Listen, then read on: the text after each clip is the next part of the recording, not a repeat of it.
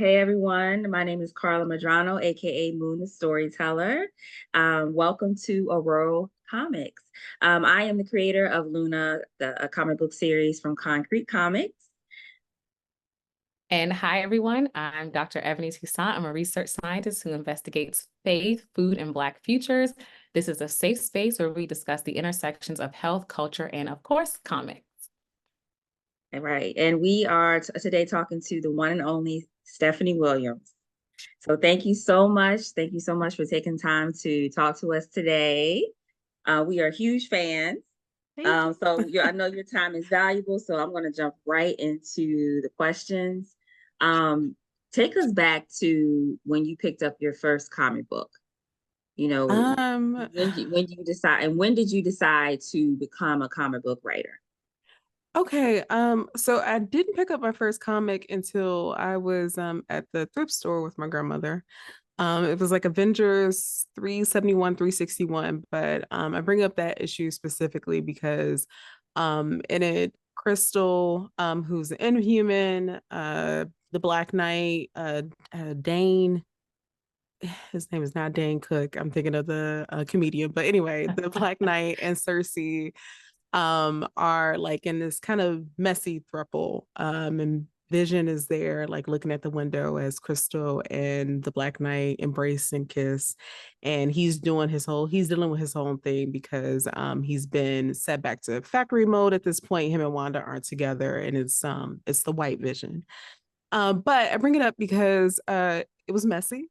And it made me think of the soap operas that I often watch with my grandmother because, on TV. And whenever we were over there, she watched the stories first, then you were free to watch whatever you wanted to watch afterwards. So that was like my first connection. And even though these characters didn't look like me, I was still able to find some type of relatability to them because one, I related it to my experiences being over my grandparents' house, and then also who doesn't like messiness? Even as an 8-year-old, I love messiness. So that is like the first comic that I read. And then from there, it went to reading Archie because that was like at the grocery store, quick grab. You could actually still get comics at the grocery store, and Archie was just cute. So that's kind of how that started. And then as far as like when did I decide I wanted to write comics, it wasn't an overnight thing, but it was something that I didn't know that I could do until someone was like, no, you absolutely could do that.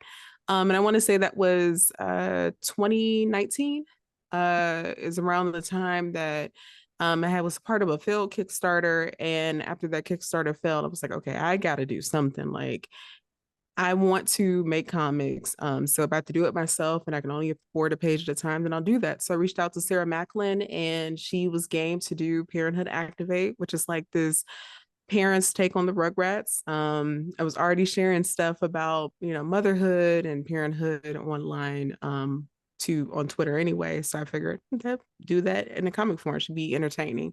And the Mhm. first one did really well. The next thing I knew, like I was just started having, I had a bunch of ideas and started putting those ideas into execution and like writing scripts and reaching out to artists. And Living Heroes came, and then I don't want to say the rest is history, but it just kind of snowballed from there. Mhm. Wow. Incredible. Thank you. You up, Ebony? I don't see The it. question. Oh, okay, okay. It's in the welcome to the show email. That one. All right. So the next question I have for you is, so you said 2019 was when you started writing. Um, how did you become a part of the Marvel family? Because you and DC. So which came first and how did that all come about? So Marvel came first, and I was, I guess, a part of the Marvel family before I even knew I was a part of the Marvel family. So I used to do these memes on Twitter that featured the X-Men, mainly Charles Xavier, and I had found out that apparently at the time the X-Lac was sharing my memes. So they were aware of me, and also I had like other stuff that I was doing. Kind of like these articles, think pieces, whatever you want to call them for like Sci-Fi Wire. I actually had written some stuff for Marvel.com, these character deep dives. And it wasn't until yeah, 2020. Yeah, 2020. So Living Heroes Kickstarter had happened, but it wasn't that got the attention of an editor at Marbles. Actually, a piece that I wrote for Sci-Fi Fangirls about the best butts and marbles in the 90s. Very unserious piece, but that was the thing that she told me that she really enjoyed that. And I was invited to write for Marvel Voices Legacy #1. So they had one a year prior. This was like the second one that they did for Black History Month. And it was just a short 2-page story. They asked me who I wanted to write. And of course, Monica Rambeau came to mind. And it was only 2 pages. So I figured I would just do what I had been doing before and just tell these short stories. So I did a story where Monica is at the grocery store with She-Hulk, Thor, and her mom. And I was trying to again do something that hopefully would resonate with folks. And it was the whole thing of your mom or whoever you're at the grocery store with leaves you in the front to go grab a thing last minute, and the line is quickly going fast, and you're wondering, are they going to make it back in time to pay for this? Because I don't have any money. So and I've always found it funny that superheroes are often broke. Peter Parker being my favorite broke superhero. So that was pretty much the story. It didn't come out until February, the last week of February, I think. And that same week, I had a meeting with the editor at DC who had read my piece on the Dora Milaje. So it was a comic, it was the evolution of Dora Milaje from comics to movies. That was like my very first piece that I had written and got paid for too. So it was kind of came full circle.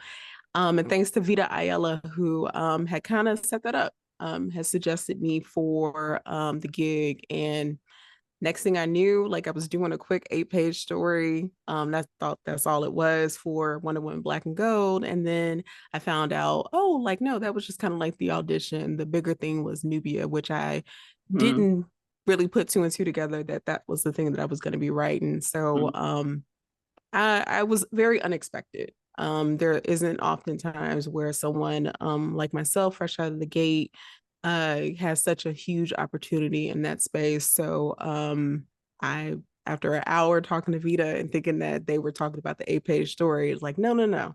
What do you want to do with Nubia? So that all happened in 2021. Wow, that is amazing. And I remember, I don't remember how I came across Nubia, but I remember the cover that I think Alisa did, and her hair was just Mm-hmm. like she has her sword and her hair is just like, Yeah. and I think that's the first that's the cover I saw, and that's what got me hooked into the six. It was 6 issues, and it was amazing. It was amazing. Thank you.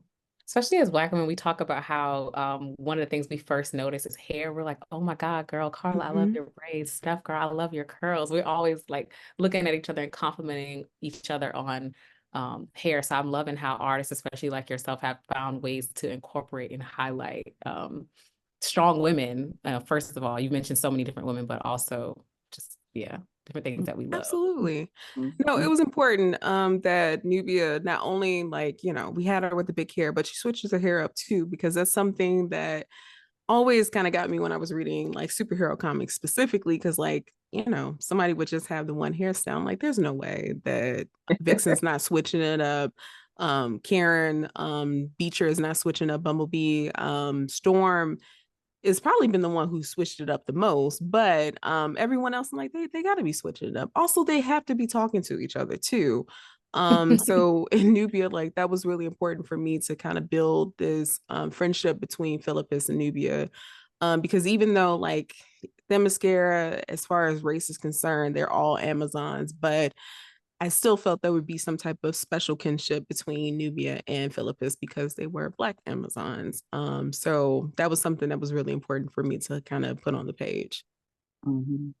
It's funny that Okay. you say that because I think there was like a meme going around of people saying why the brothers in Marvel movies never hung Mm-hmm. out. And it's Mm-hmm. like, yeah, why we just never got together in a barbershop or play cards or just something very, Black. That would make Absolutely. a really cool comic book. All the Black Right. Yes. heroes, hanging out in the barbershop. Yeah. Um, did you have a question, Ebony? Um, Um, I think up next is like your culture and how your culture has influenced the work, which you've kind of talked about a little bit. And I think you've mentioned, at least to me, like being super weird on the internet, looking at that you're a mom and you kind of made a pivot a little bit to kind of pursue this very intentionally in your career before. So just like walk us through like how your career as well as your culture has influenced your work. And was this pivot intentional? Although you kind of talked about it a little bit. So, it was definitely intentional. I just didn't know that it would be a full career shift. So after I had my son, I think that's when I was dealing with so much like postpartum depression. I already was at a job that I loved, but also hated because the environment was just terrible. Thanks to my boss. So there was just a lot going on. And I like so next to comics, Black romance novels are like my penultimate. Like my collection rivals my comic collection. Probably have more Brenda Jackson and Beverly Jenkins than I do anybody else. I reached out to an author who I absolutely adored her work, Maureen Smith, and I emailed her and I said, "Hey, like I am thinking about pursuing writing, or at least starting." But like I don't know how to start. Now, of course, the easy answer is to start writing, but I still reached out and let her know that her work inspired me so much that I wanted to pick up the pen again, or the keyboard in this case. And she emailed me back. I wasn't expecting that. And she has some really encouraging words and basically was like, hey, we'll do it. So that that weekend, I think a day or two later, my husband went out, went to Best Buy, got me a new laptop, was very appreciative of that because the one that I had from college was on his last leg. And I wasn't sure what to do, but I decided to start blogging. So at first I was like on Tumblr for a hot second. And then I wasn't really crazy about the formatting. So I moved to WordPress and I had started like a little blog. I don't remember the name of it at all. It no longer exists. But in that blog, I would talk about, just this transition I was making as going into parenthood and then just like transitioning myself from into a mom. It was no longer just me. I was constantly always thinking about my child and just trying to adjusting to that. So I would relay those things to the media that I love. So I've always been a fan of Alien. I love Ellen Ripley. She's a mom. Terminator, Sarah Connor, she's a mom. And just all these other strong women that I don't know. I just always adored. And the blog did what it did. I didn't find out until later that the comments that were left on the blog, my husband was actually making them. So I don't know how many like email accounts he had set up, but he would like leave comments, and it felt like other people were reading it. And I think there were some other people reading it, but it definitely kept me encouraged. And then from there, podcasting for a little bit and talking about Black superheroines because people often only knew Storm and if you were lucky, maybe Misty Knight. So just wanted to call attention to them and then transitioning to actually writing and really honing my voice outside of memes on Twitter. So these were all intentional things. And then I think 2019, when I got to the point where I was like, I do like writing these pieces for these websites, but it just became I don't know, like I was tired of talking about everyone else's content and I wanted to make my own story. So that's when that if I'm gonna do this, I set out to do it. And I was writing enough where I finally left my job at the hospital. So I was like, goodbye research. Let's give writing a full shot. So did that for a little bit. My husband again, being the Superman that he is, I was going to go back to getting a regular 9 to 5. And he's like, no, your writing's really, you're doing well. You've been doing it at 50%. So let's see what you can do at 110. So I didn't go back to work, but I did start lifting so I could pay for the art. And eventually got like a staff writing job and had to leave that because they told me to either choose this or the thing with Nubia. And I'm like, well, I've been busting my behind all this time. I'm not about to let y'all step in my way for insurance. So, and that was essentially it. They're like, hey, you can either stay with us and keep your insurance or leave. And I decided to leave. And I'm so happy that I did because it was so far has been worth it. Mm-hmm. Wow. And it's funny how you touch, it's not funny, actually, it's very relatable how you touch on the intersection of, having your son and dealing with postpartum depression and then trying to figure out that this whole writing career that you are now in the midst of all that. And I think that that's one of the reasons why me and Ebony started this podcast, was because we wanted to highlight that intersection of culture and health, and us as Black women, but specifically Black women, and how we all how it all comes together and how we navigate it. And so it's just really inspiring to see that, you are doing that, and you are navigating the things that's in your personal life, as hard as it may be, as challenging as it may be sometimes, but you're still putting your dream, in front of you. And Ebony, we were just talking about that. That's why my face lit up when you was like, I quit my job, because we were just talking about that. We were just talking about that, before you came on. So the next question is, I'm gonna skip that question. What do you think is the future of, of creatives like you in the indie space, but now, you are in the mainstream media. What do you think the future of Black female writers is? I think that is bright.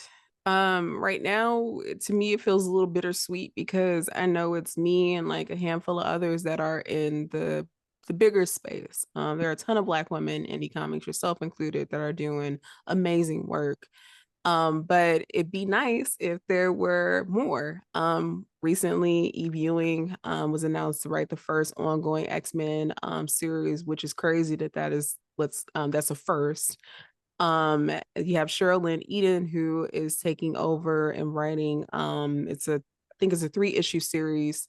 Yeah, 3-issue series for the Marvel Blood Hunt event. So she's writing Black Panther, which is really cool. And Eve just got done with her run. Then you have just a whole new crop of talent that is coming in, and they're doing it, myself included. So I am hoping that moving forward, like that is a sign that there will be more. I've had the pleasure of working with some amazing young Black women who are artists. Both of them named Asia Simone and Asia Fulmore.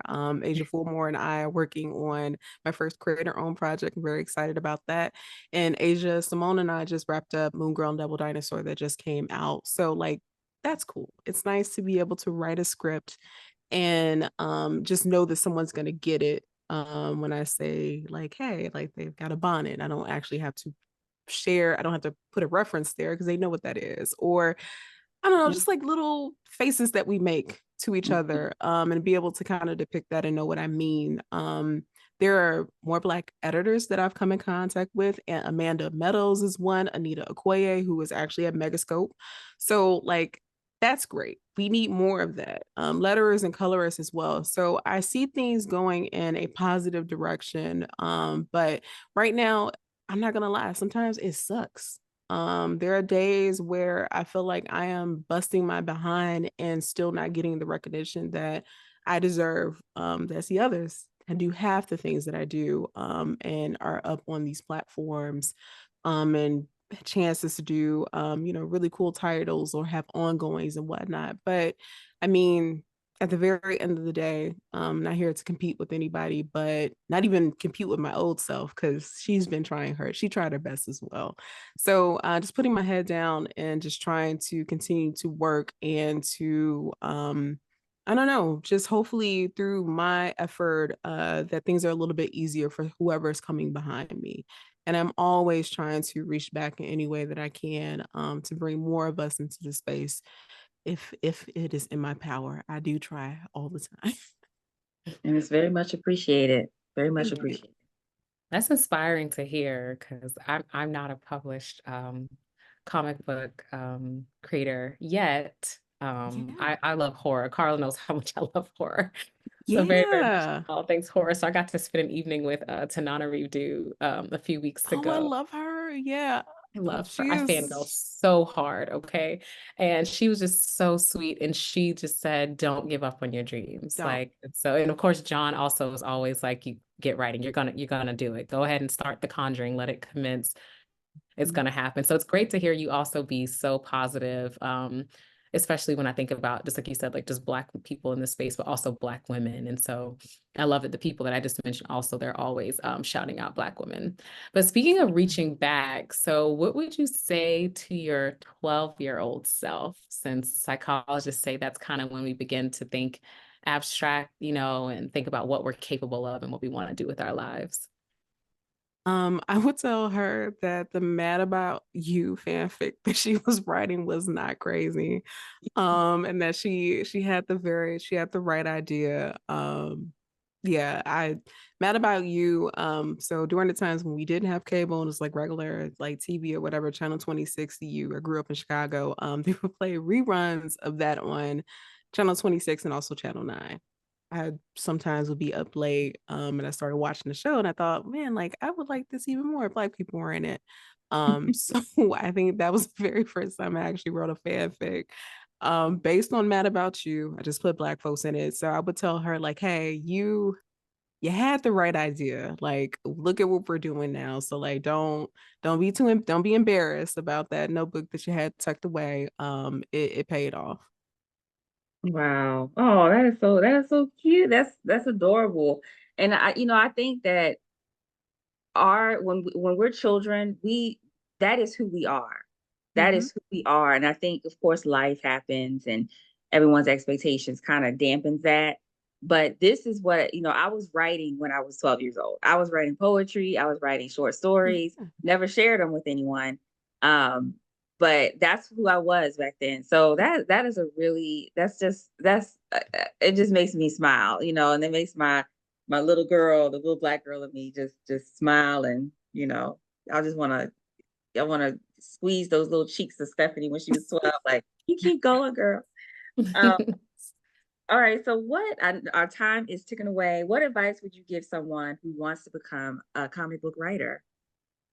I know this does not sound sexy or like cool or anything, but right, you have to start somewhere. It's something that I always tell the kids that I come into contact with, like, hey, these amazing story that you are telling me and talking my ear off about. I love it, but baby, you got to write it down. You have to start somewhere. And I know comic writing is like, well, what does that even look like? Thankfully, there are resources that you can Google quickly. Camilla Zhang and Osteen's put together a standard comic script that you can find on, I think, either of their websites, or if you just go to Google and type in standard comic script Mary Sue, it'll show up, the article will show up. Or you could do it like I did and go look at the director's cut of your favorite comic. And sometimes the scripts of the writer will be in there, and kind of, see how things went from script to page and kind of self teaching that way. But you just have to start. No idea is too silly. That first draft is going to be ugly. I turned in an ugly first draft that today that I know I'll get revision notes back, and it probably won't be as bad as I thought that it was, but that is what your editor is there for, to kind of, hey, this looks good, but like let's tighten this up. So just start. And reading is writing. It's one thing to say that you want to write comics because you've been inspired by a movie, but movies are a little bit different than comics, just the same way that novels are different from comics. So I would say fully immerse yourself into the craft that you want to be in, because you will pick up a lot of stuff just kind of subconsciously, and have it surprise yourself that that Jonathan Hickman or that Dwayne Duffy book that you've read over and over again, like how you picked up on those storytelling cues. Hmm. I think that's really great advice. And editing that's the part I hate the most. Is the editing Yeah, it's process. not fun. Yeah, It it's doesn't not. it doesn't get any easier. You definitely have to be humble. Yeah. Yes. So I guess just finally, what do you want people to say about you in terms of your contributions to the culture? And also, where can we find your stuff and support you? I hope that folks say, whenever they encounter my stories, that they read something that felt authentic and spoke to them. It made them feel joy, sadness, whatever. I want to connect to people in that way. Like, I left a career where I was impacting folks' health. And I would like to also hopefully impact their mental health through the stories that I write. Like I hope that they see themselves in whatever it is that I write. And where you can find me. I'm not on Twitter anymore, but I do still have an account. If you want to go on there and look up old stuff, you can. It's at Steph_I_Will. That is the same thing for Instagram, Threads, TikTok. You can go to whystuff.com, WHYSTEPH.com. I do need to update that. I have not. But check those things out. I have some, what do I have on the way? Of things that have been announced, finally in the world of Star Trek, which is like my first sci-fi love. That book will be out. It's called Star Trek Celebrations. It'll be out May 29th. There's an alien story that I wrote that came out last month. Or wait, are we still? No, we're not in March anymore. It came out last month. And it's Aliens, Black, White, and Blood. Was very excited about that. Of course, check out Moon Girl, Double Dinosaur, Wreck and Roll. And I feel like I am forgetting something. Didn't you write for Spider-Man? Didn't I am I did. So there's a Spider-Man story that's on Marvel's Infinity Comics. There's another Spider-Man story that was a script I turned in today that will also be on there. And there is something else that I'm forgetting, and I'm so sorry. But if you check out, oh, My Little Pony, yes. I wrote a My Little Pony series, and those ponies almost broke me. That story begins. It's just superhero stuff I can write all day. But My Little Pony, totally different fandom, totally different feel. And it was just I pushed myself and wrote a story that I probably had no business writing, because it was riddles and all types of stuff. But that'll be out June 12th. And I think it's a 4-part series, so it wraps up in September. So please check that out. And I've got some stuff from DC on the way that has not been announced, but I guess a hint, Black Love is on the way. So yes, be on the lookout for that. Wow. I can't wait. I can't wait. And I follow you on Instagram, so yes, Yeah, yes. By the time we edit this, I'm sure I'll be able to add a little bit more to it. So absolutely. yeah. Well, thank you so much, Stephanie. Thank you Yes. so much for taking time out of your busy writing schedule to talk with us. And you are always welcome. And we can't wait to have you again. But you're Thank always you. welcome. Whenever you want to come on, you just let us know. I sure will. I just want to say thank you all for having me. Also thank you for this space. It is absolutely needed. It will always be needed. So I just want to encourage you to keep it up, and you're doing an excellent job. And I can't wait to see more from you both. Thank you. Thank Thank you so you. much. Thank you so much. Really Of appreciate you. course. All right.